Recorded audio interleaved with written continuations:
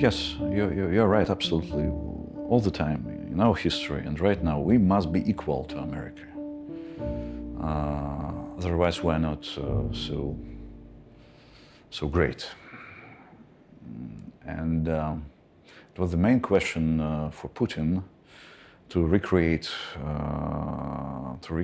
the feeling of equality with America, because again, he explained it to everyone that we were humiliated by this failure in Cold War. And right now, it was a chance to construct relations with America on our own terms. That's why when Trump became the president, a lot of champagne was uncorked in State Duma. They're all silly bastards, but it was symptomatic that they thought that right now we will rule America. Not America will rule the world, and Russia is a part of this world. It's a very interesting vision of our future. We failed it, not even in America, but even in Europe. I mean, primarily the elections in France. Putin overtly supported Madame Le Pen. It's unprecedented support, but she failed.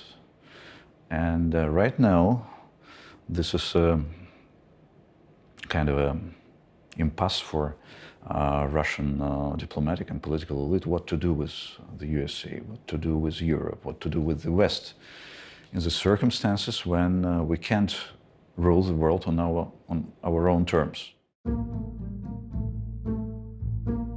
The main idea for understanding, yes, this is the idea of empire. This is lost empire for sure.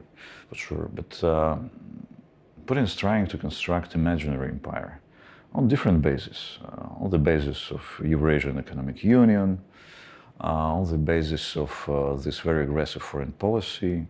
And the main step in this direction was the annexation of Crimea. This is more about phantom pains of empire than about Russian nationalism, because Crimea, this is part of Russian empire.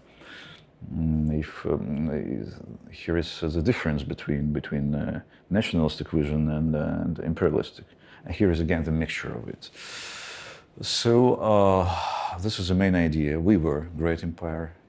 Then there were some troubles with October revolutions, but then Stalin gathered this puzzle, and we became great again. When we are peering into polls, sociological polls, surveys, we can see the content of this very pride for the great power. Yes, people feel the pride for their history, Russian history. We are great again, it's obvious. But at the same time, we want to eat. We want a good economic performance. This is also very important part of this feeling of pride. And the next step for Putin is to maintain a normal level of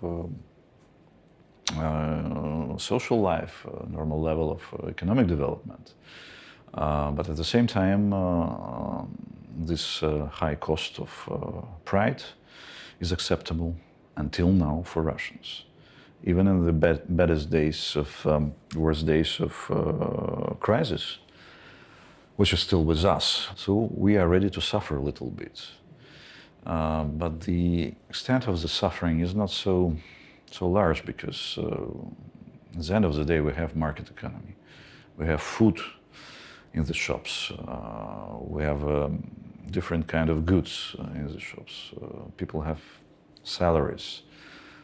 They can earn their living in informal sector, maybe informal sector. The inflation is quite low, despite because of very good monetary policy of our central bank, and so on and so forth. So we can survive this period.